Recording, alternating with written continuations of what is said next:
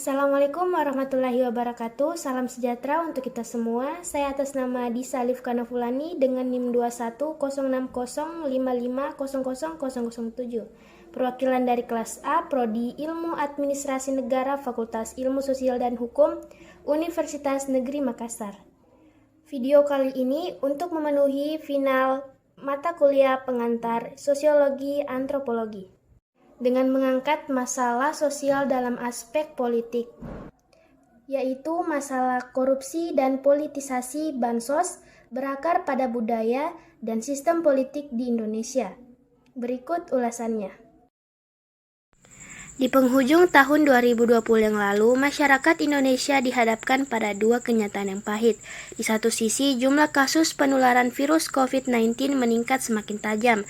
Di sisi lain, ironisnya, ada dugaan bahwa bantuan sosial atau bansos yang ditujukan untuk meringankan derita masyarakat akibat pandemi justru dikorupsi dan salah satu tersangkanya Menteri Sosial saat itu yaitu Juliari Batubara.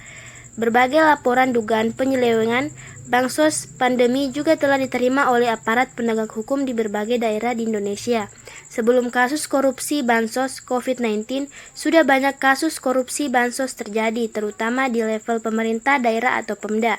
Ini menunjukkan ada permasalahan struktural dalam pengelolaan dana yang rawan politisasi dan korupsi.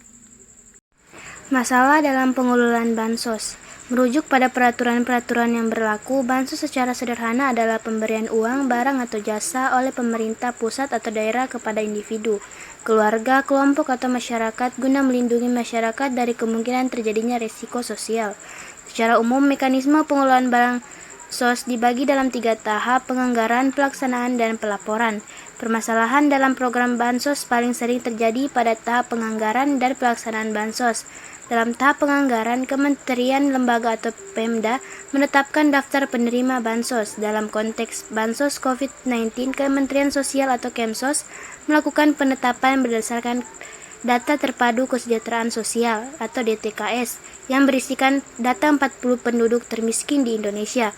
Penetapan penerimaan juga dapat dilakukan berdasarkan hasil seleksi atau usulan tertulis yang masuk dari calon penerima bansos. Ini umumnya berlaku di Pemda untuk bansos berbentuk barang jasa. Masalah pertama terjadi pada akurasi data acuan penetapan penerimaan bansos. Kemensos sendiri mengakui bahwa DTKS terakhir diperbaharui secara masif pada 2015, sementara Komisi Pemberantasan Korupsi atau KPK menemukan berbagai permasalahan terkait DTKS seperti data tumpang tindih, tidak lengkap, dan duplikasi jutaan data. Masalah kedua adalah bansos rentan dimanfaatkan untuk kepentingan politik. Ketidakakuratan data ditambah kewenangan kepala daerah yang besar dalam penentuan penerimaan bansos mendorong kolusi terjadi dalam pembagian bansos. Bansos dibagikan berdasarkan pertimbangan politik dan elektoral ketimbang kebutuhan nyata masyarakat.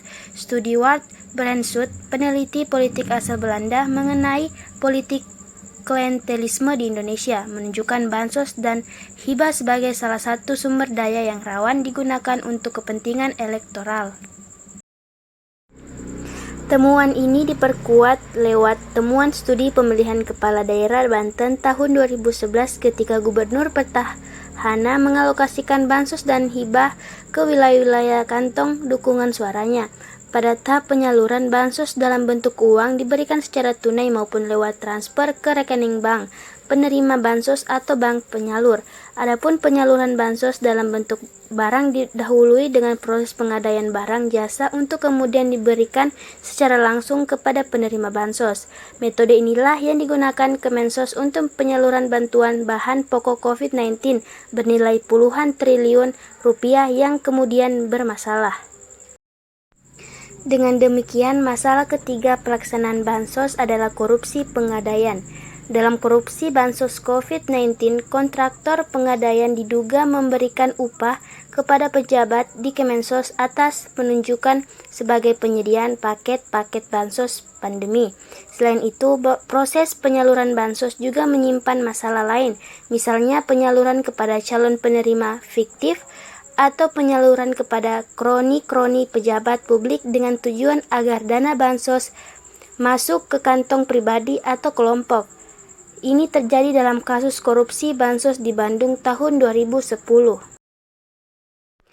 Adapun akar masalah, yaitu masalah politisasi dan korupsi Bansos tidak semata-mata disebabkan oleh kelemahan prosedur, tetapi akarnya ada pada dua hal yang saling berkaitan, yaitu pola hubungan patron-klien yang masih dominan dalam struktur masyarakat dan politik biaya tinggi dalam sistem demokrasi di Indonesia.